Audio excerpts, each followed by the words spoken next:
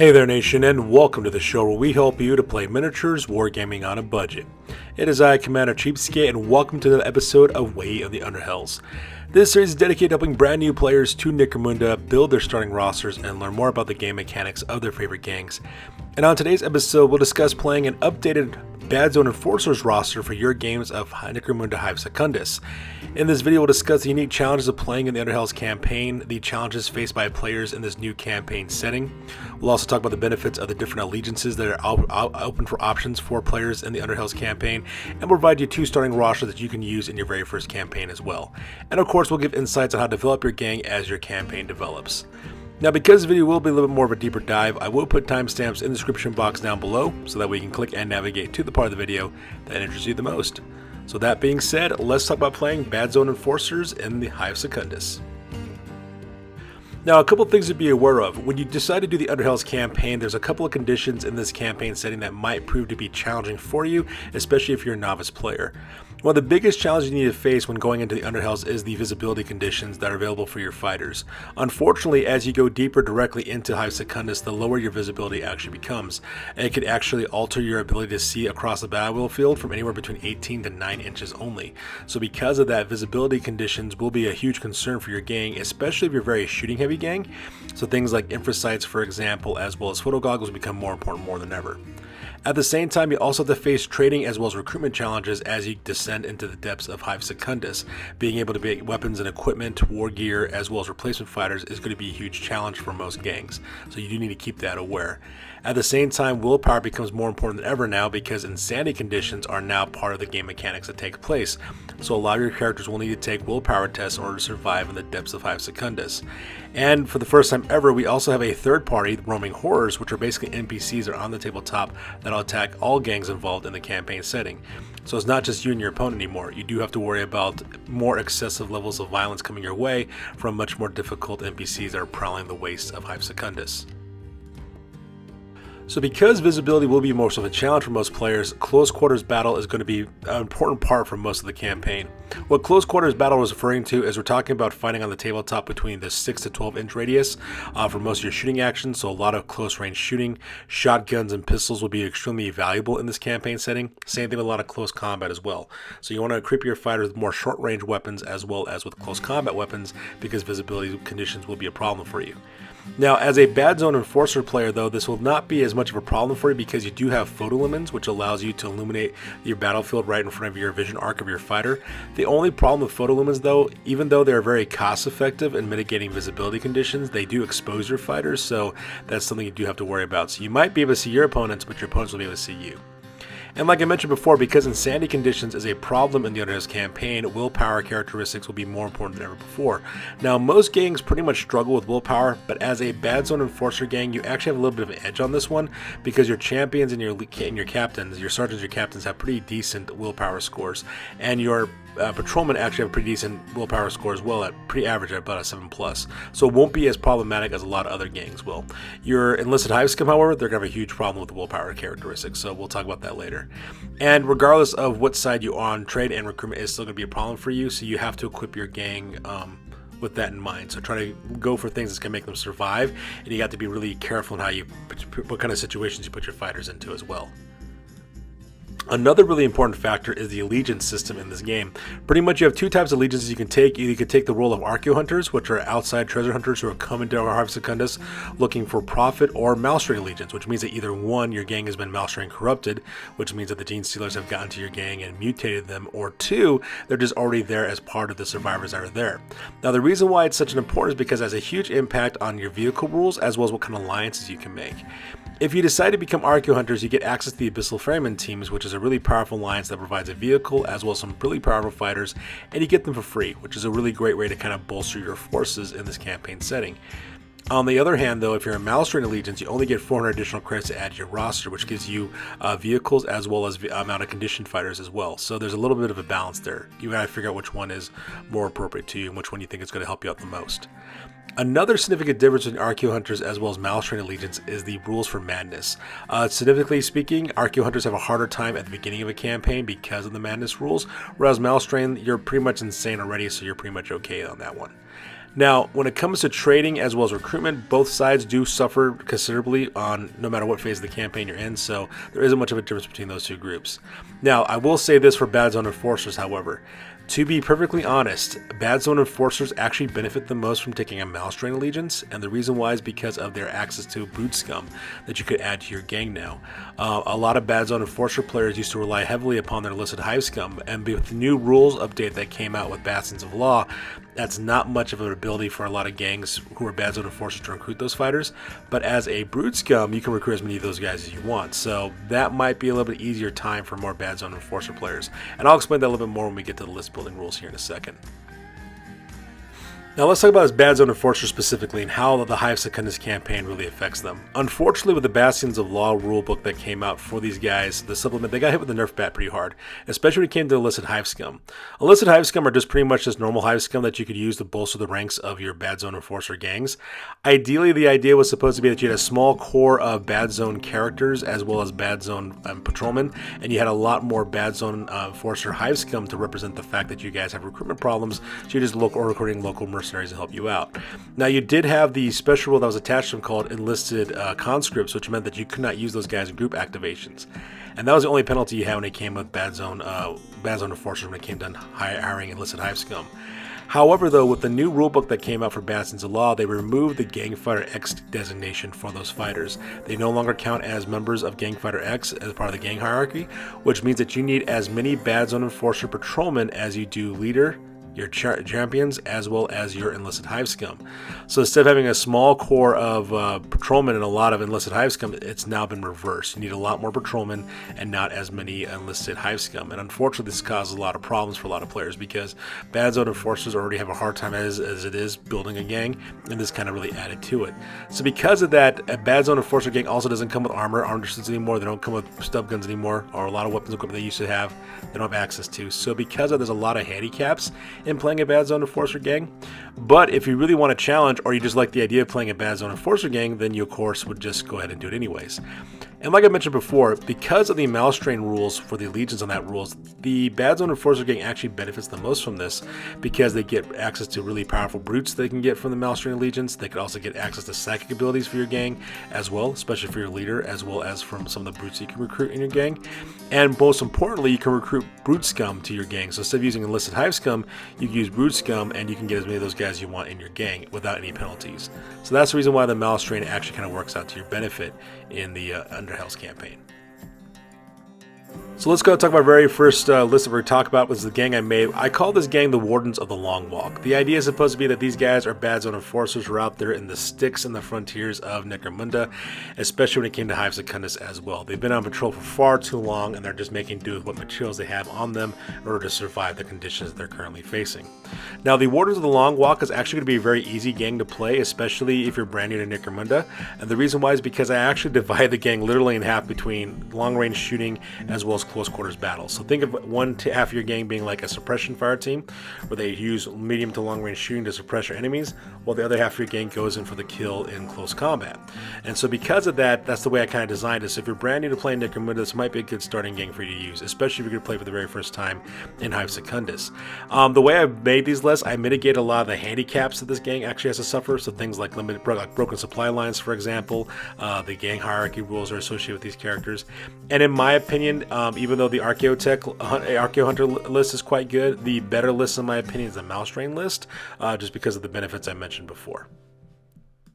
So let's go and talk about the Archeo-Hunters list, the Wardens of the Long Walk. Now this list is rated at 1,250 credits, and the reason why I decided to do that is because a lot of videos on YouTube, as well as in the community at large on Yak Tribe, as well as on Reddit, have been kind of doing that 1,250 credit roster for a lot of gangs going into the Underhells campaign.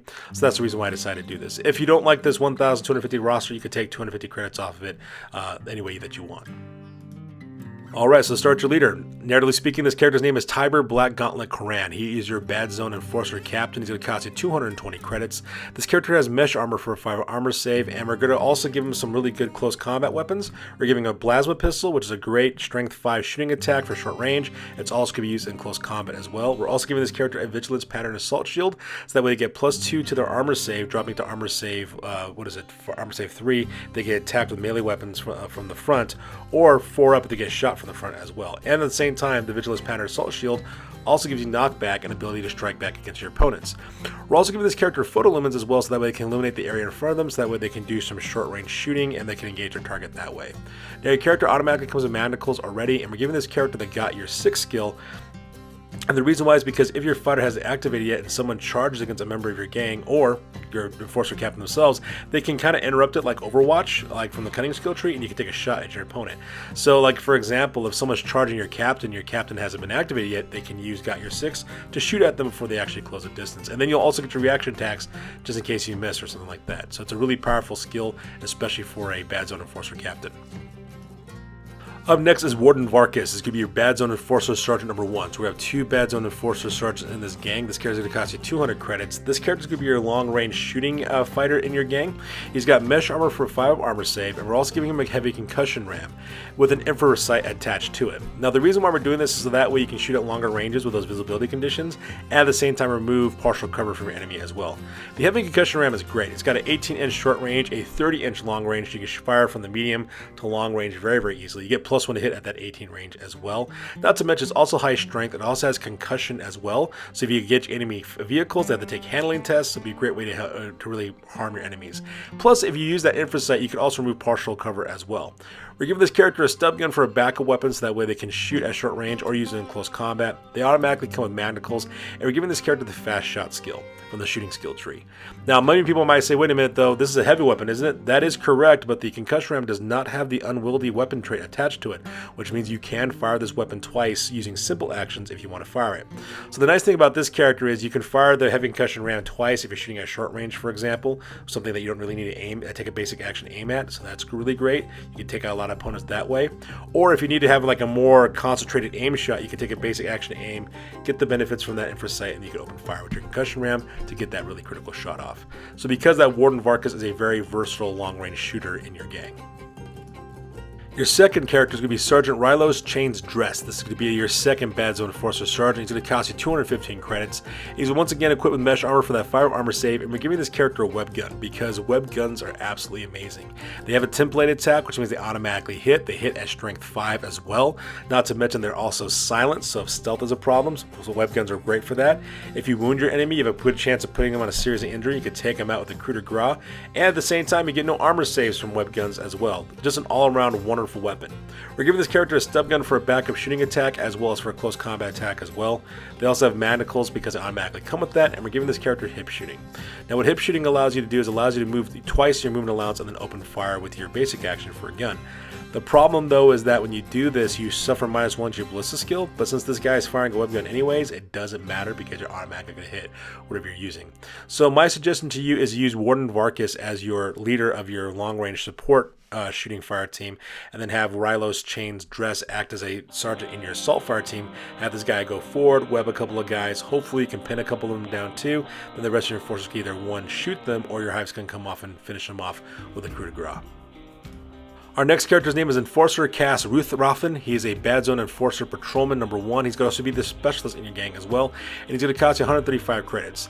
This character's got mesh armor as well as a sniper rifle. A sniper rifle pretty much acts the same way as a long rifle, but it's used for the enforcers, and it's also like 10 credits less. And at the same time, we're also giving this character an infrared sight, so that way you can shoot at longer ranges with that visibility conditions. You can also remove partial cover from your enemies. You decide to take a aim action first.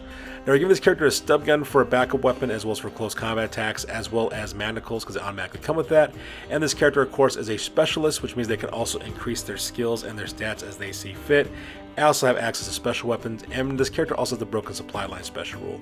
Now Broken Supply Lines, what that does, it makes that all concussion carbines as well as enforcer bolt guns and enforcer combat shotguns have the scarcity trait on it. So we're going to mitigate that because a sniper rifle is none of those weapons, so that rule doesn't really apply to you. The second character is going to be Enforcer Helga Ironfang. She's going to be your second Badzone Enforcer Patrolman.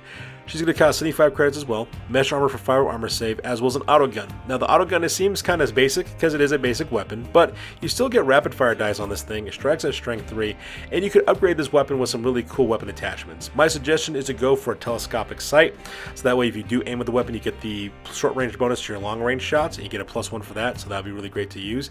You could also upgrade the ammunition for this weapon later on. You could add a a gun shroud on it to make it silent. There's a lot of cool things you can do with weapon attachments, and they're pretty much the most slept upon attachments you can add to guns in this game. Not to mention, it doesn't have to worry about the broken supply line rules because it's not a Enforcer bolt gun, a combat shotgun, or a concussion carbine. Now this character's got a stub gun for a backup weapon as well as for a close combat attack. They also automatically come with manacles, and they also have the broken supply line rules attached to her. Enforcer number 3 is going to be named as Dren Havoc Costner. He's going to be Badzone Enforcer Patrolman number 3. He's going to cost you 75 credits. He's going to be equipped exactly the same way as Helga Ironfang. Mesh armor, autogun, stub gun, manacles, as well as broken supply lines. Equipped exactly the same reasons why Helga was, because that way we're mitigating those broken supply line special rules by using those autoguns as well. Now your 4th Battle Knight Patrolman is going to be Enforcer Nightstick Ulrich. He's going to cost 105 credits. This character's got mesh armor for fire armor save as well as a stub gun because it's a basic good shooting attack, mainly short range, but we're giving this character a shock baton to use in close combat, so that way they can also use parry, they can also use as a backup close combat weapon. And the reason why is because this guy's going to be part of your assault fire team, because he's equipped with photon flash grenades. Photon flash grenades are absolutely amazing. They have a 5-inch blast template, and if your opponents get caught on it, they got to take an initiative test, and they fail the initiative test, they lose their ready marker. So it'd be a great way for you to control your opponent's abilities to activate fighters or not by lobbing these photon flash grenades directly at them. And they only cost 15 credits, so they're just an absolute steal for the things that they can actually do. Now, you also have manacles because it automatically come with them, and you also have the broken supply line rules, but none of those rules apply because none of your weapons fall underneath those designations.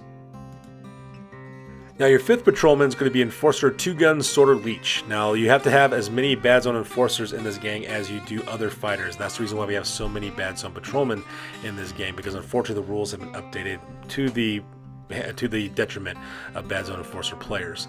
Now this guy's going to cost 85 credits. He's got mesh armor, and as his nickname implies, he's carrying 2 pistols. One's a stub gun, the other one is an auto pistol. Once again, 2 very basic side arms, but they're quite good. You can use them in close combat, and you can also upgrade them and make them deadlier. You can equip the stub gun with dum-dum rounds later on to make them strength 4 shooting attacks. You can put man-stopper rounds on your auto pistol as well, and also make them a strength 4 shooting attacks as well. So there's a lot you could do with this character.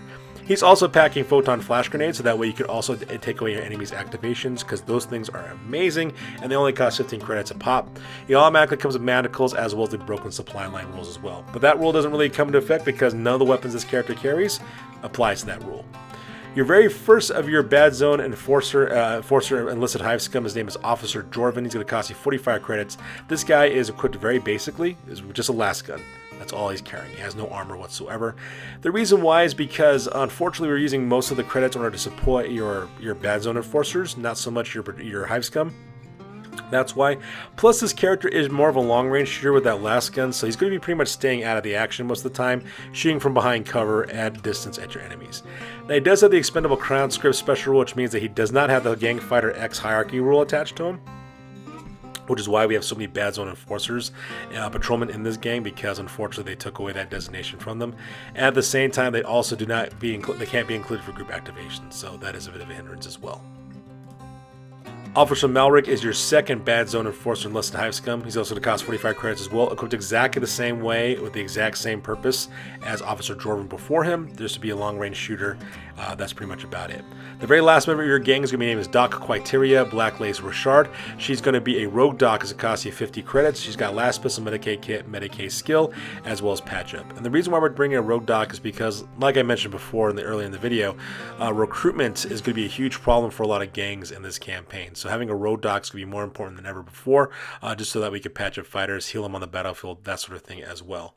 And you could also help kind of mitigate that a little bit with your Abyssal Ferryman team, but we're going to talk about those guys next. Now, for your Abyssal Ferryman team, you can take whatever enclave that you find most useful to you in your gaming, in your playstyle. I would recommend taking the Survivor Enclave, just so that way you have an access to 2 medical escort missions if you need to, in combination with your Rogue Doc as well as with that enclave. Tinker's also a really good one too, because you can get weapons and equipment at 25 credits. You can get those kind of materials that could really help you out as well. Exploration is kind of important. Same thing with hunting against roaming horrors. So whatever is the easiest way for you to do that, probably the best way to it. Now, the the Abyssal Ferryman team that I created here is from the list of pre-made ones I did in a video earlier. This one's like I like to call the balanced team because I do have some long-range shooters, some special weapons, as well as some close combat fighters in this Abyssal Ferryman team, so that way they can kind of take on whatever kind of variety of issues you might run into. So first off, we have Titus Sakoban. That's going to be your ferryman skipper. He's going to have the characteristics of 5-inch wound allowance, 4+ weapon skill, 3+ ballistic skill, 3 strength and toughness, 2 wounds, 2 initiative, 3 attacks, 7 leadership, 6 cool, 7 willpower, and 7 intelligence. He automatically comes with mesh armor for a fire armor save. We're giving this character a plasma pistol because a plasma pistol is a powerful close range shooting attack, and you can also use it in close combat. We're also giving this character shock whip as well because that 3-inch versatile trait is amazing, plus shock whips are pretty good weapons themselves. We're also equipping this guy with photon flash grenades, so that way you can lob those and take away enemy activations, and a refractor field to give him a 5-up ward save against attacks. And we're also giving this character the parry skill from the combat skill tree, so that way you can still parry enemy attacks even though he doesn't have a weapon that has parry on it. So like I said, this guy's more like the close combat fighter of this Abyssal Ferryman team. Then we have Dati Sabandarn. She's going to be your ferryman rig hand as well, with the characteristic of 5-inch wound allowance, 4+ weapon skill, 4+ ballistic skill, 3 strength, 4 toughness, 3 wounds, 5 initiative, 2 attacks, 8 leadership, 8 cool, 8 willpower, and 7 intelligence. This character automatically comes with flak armor for a 6 of armor save, and we're giving this character a grenade launcher with frag and crack grenades because grenade launchers are just absolutely amazing. You get that 3-inch blast template from the frag grenades. You also got crack grenades to take on high toughness targets or vehicles, for example. And we're giving this character Power Axe because Power Axe is a great close combat attack, and why not have one? So that way you can do shooting as well as close combat. And this character's also got the fast shot skill as well, so that we can fire that grenade launcher twice, depending on the situation that you're running into. Then lastly, we have Sinrin the Gospel's Wrath, which is your ferryman steersman. They're driving a custom rig. They're driving a grenade launcher with frag and crack grenades because it's a wonderful versatile weapon that does a lot of good things, not to mention take on infantry, take on vehicles, take on hardened targets. What's another I love about the grenade launcher? We're also giving this vehicle a long last as a backup weapon as well, so that we can do longer range shooting with that long last as well.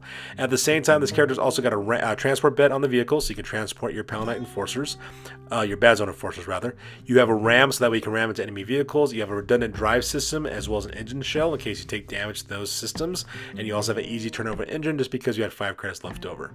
If you do notice though, we do not have a skill attached to this character, and the reason why is because you can take whatever driving skill that you like. I like using the one that allows you to do ramming actions. I think it's called Heavy Foot to give you some extra additions for ramming actions, because a custom rig can be a wrecking machine if you decide to send that thing directly towards enemy vehicles. But whatever skill best matches your playstyle, you can pick for your fighter that way. Now, the next part of the video is going to be our Malstrain Allegiance list at 1250 for your credit value on that one. And once again, it is the Wardens of the Long Walk. I will warn you now, a majority of this member of this gang is pretty much similar to what we had earlier, but there's a few nuances and some changes in this list, so we're going to spend a little bit more time about this. So the core of your gang is going to be primarily 6 fighters. 6 fighters are going to be very similar from the previous list as in this list because they're already kit out to kill already, and they're actually quite good.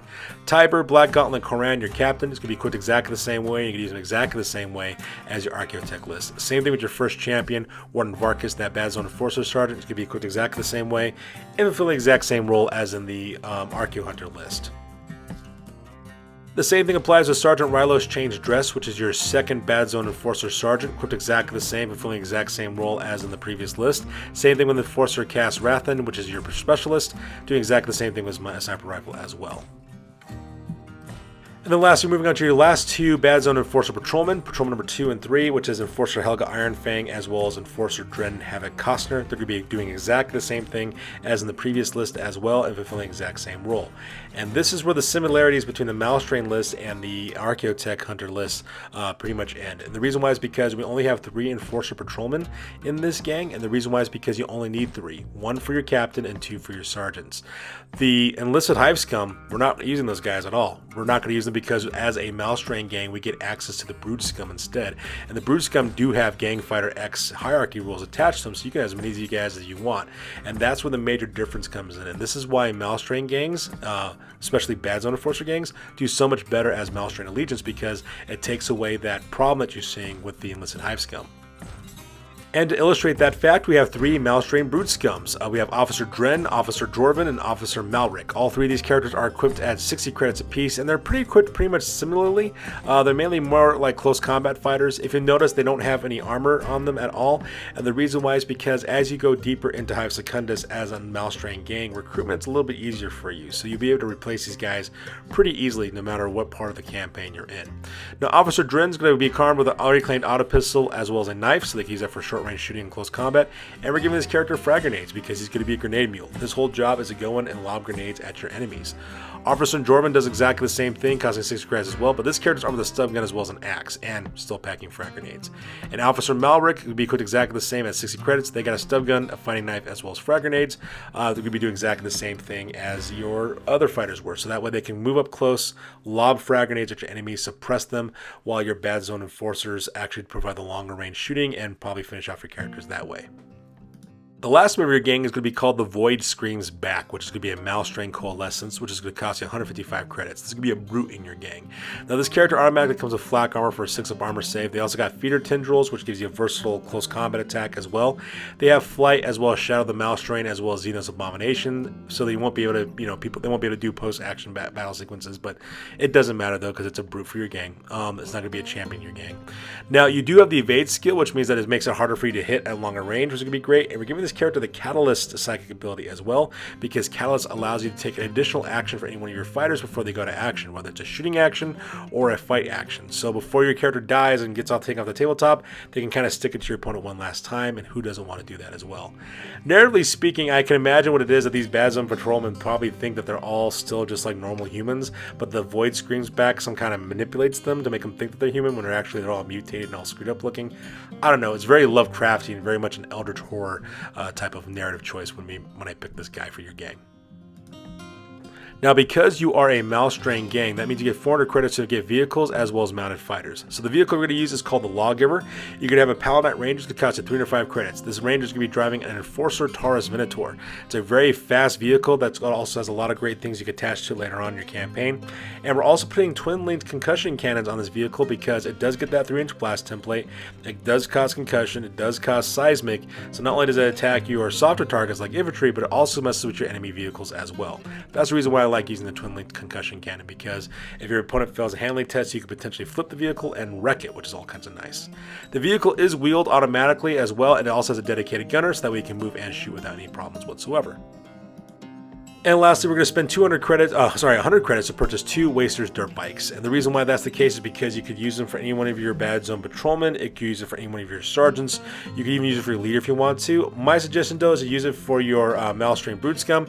Have them kind of rocking around the battlefield on these Wasters dirt bikes and lobbing frag grenades at your enemies. That's how I would use it, but you can use it for any way that you want.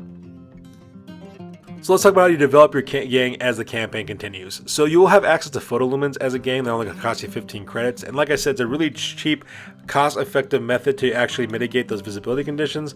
The only problem, though, is if you use photolumens, though, you do reveal your characters, so you will be targeted by your opponents. That's the only problem with them.